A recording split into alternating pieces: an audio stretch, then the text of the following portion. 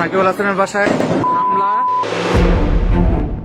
এলপিএলে সাকিবের দল ফাইনাল নিশ্চিত করেছে। খবরের হেডলাইনে সেই ব্যাপারটাও হাইলাইটেড হতে পারত, কিন্তু জানা গেল সাকিবের মাগুরার বাড়ি ভাঙচুর করেছে দুর্বৃত্তরা, ছোড়া হয়েছে পেট্রোল বোমাও।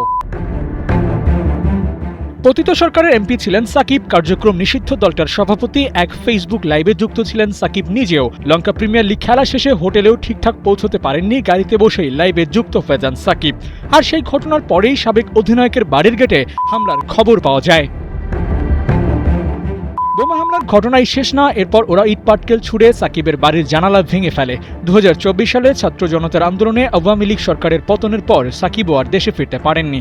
দীর্ঘদিন জাতীয় দলের জার্সিতেও খেলা হচ্ছে না এই তারকার, তবে ফ্র্যাঞ্চাইজি ক্রিকেটের পারফরম্যান্সের মাধ্যমে মাঝে মধ্যে আলোচনায় আসলেও এবার তার ফেসবুক পেজে ক্ষমতাচ্যুত প্রধানমন্ত্রীর লাইভে যুক্ত হয়ে যেন ব্যাপারটাকে উস্কে দিয়েছেন সাকিব। আর এরপরই হয় হামলা।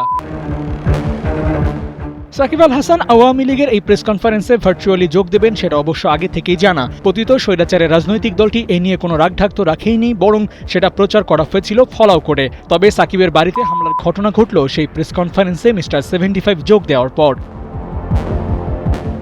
বিভিন্ন সময় নানা গণমাধ্যমে দেওয়া সাক্ষাৎকারে এখনও বাংলাদেশে এসে জাতীয় দলের জার্সিতে খেলার ইচ্ছার প্রকাশের কথা জানিয়েছেন সাকিব। সম্প্রতি এক সাক্ষাৎকারে চলতি বছরের শেষ দিকে দেশে ফেরার আশার কথাও জানিয়েছেন। কিন্তু এবার এই বাড়িতে হামলার মতো ঘটনায় বাংলাদেশের সাবেক অধিনায়কের কাছে এবং তার রাজনৈতিক দলের কাছে হয়তো মেসেজটা পরিষ্কারই হয়ে গেল। এর আগে মাশরাফির বাড়িতে আগুন ধরিয়ে দেওয়া হয়, এরপর সেই তালিকা যোগ হলো সাকিব আল হাসানের নাম।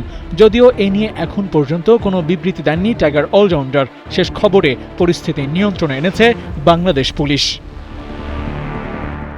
আবু নাইম, ৭১।